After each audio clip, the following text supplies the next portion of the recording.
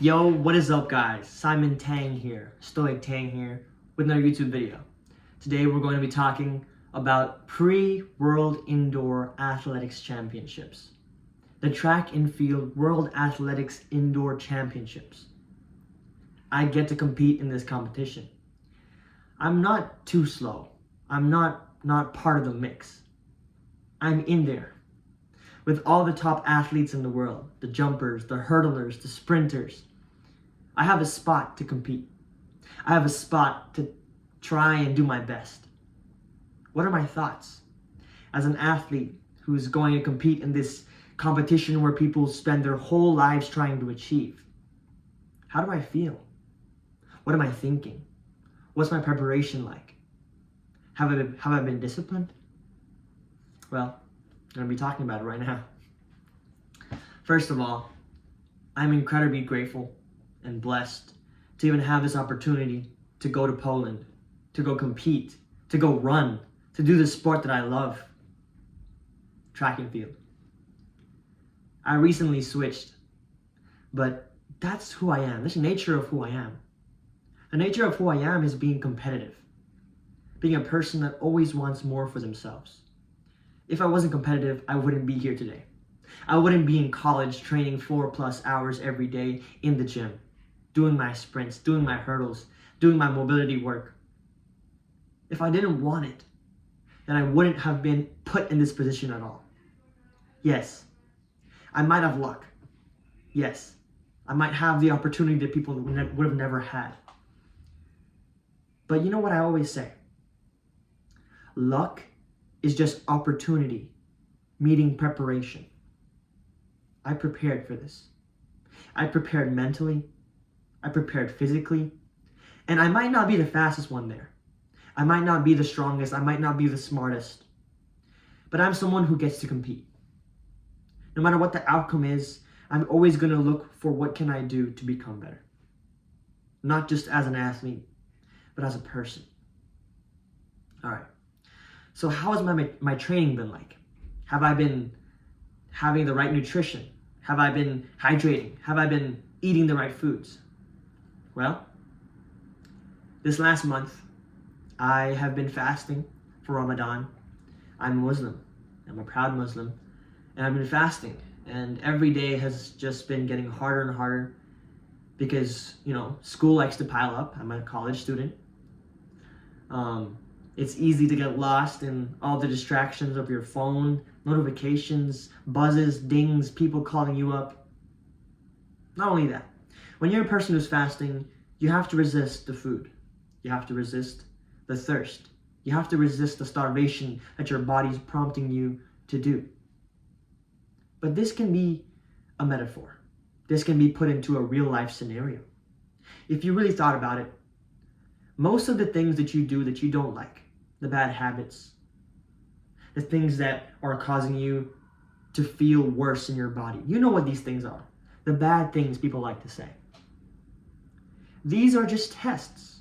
Just like how my fasting is testing me to not get that drink, to not drink that drink, to not eat that food. I get tested every day for this last month to see if I'm really disciplined, to see if I can withhold my own standard of my creator, right? And I've been doing great so far. It's almost the end of Ramadan. Actually, the end of Ramadan is the first day that I go on my trip, so how things align, right? All right. So, as an athlete who's going to this kind of competition, people are indefinitely going to talk about you. Oh, why is this guy getting a spot? He might not be the fastest on the team. He might not be the greatest on the team. I don't think he deserves this. Why is it not me? Why am I not on this world stage? Why does he get this opportunity? He doesn't work as hard as me. Everybody's going to try and talk. They're going to talk and talk and talk. All the rumors, all the different people, all the different groups. People like to seclude you. People like to speak bad upon you. But you can't let any of this hurt you. None of this should ever be even a thought in your mind.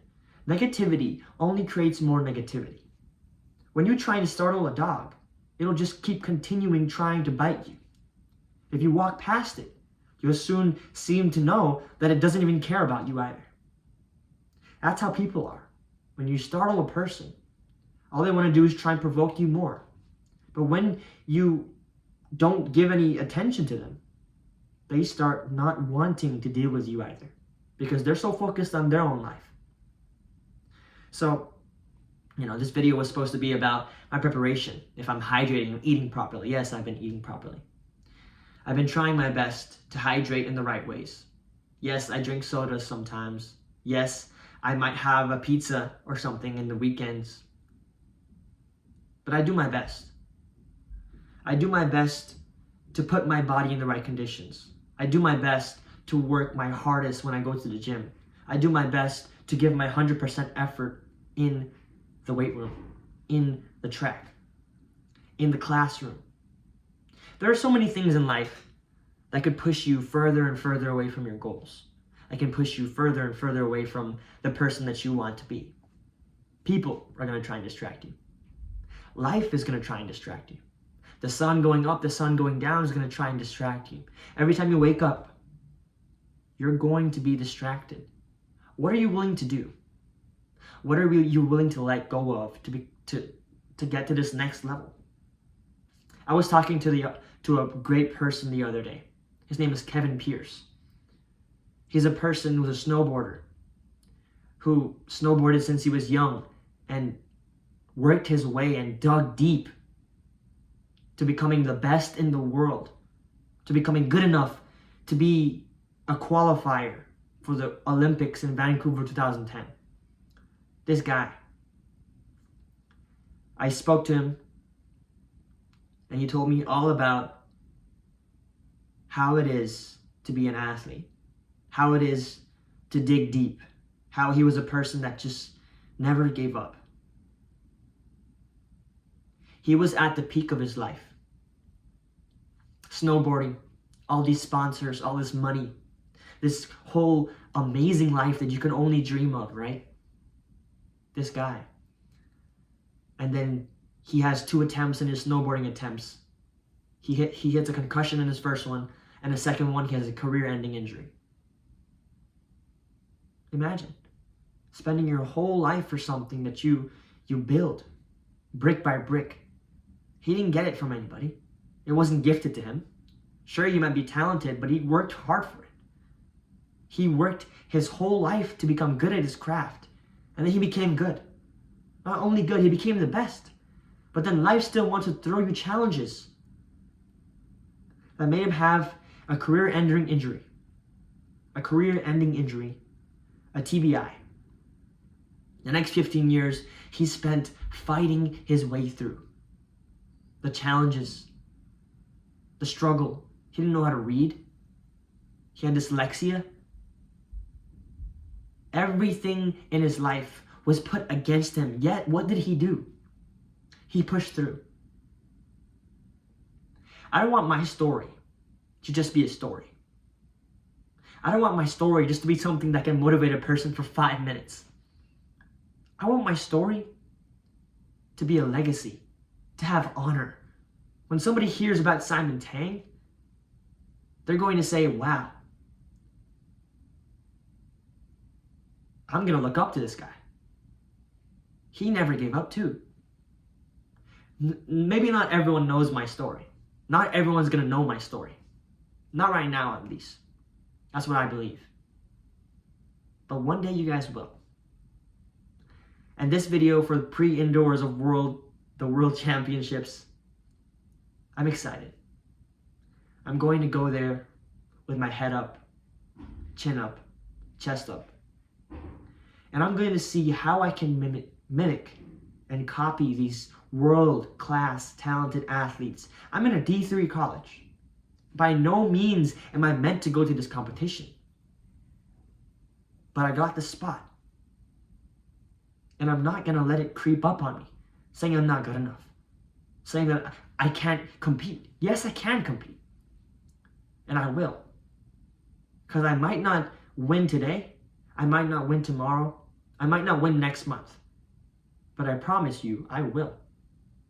And when that time comes, I'm going to be smiling just like I did today.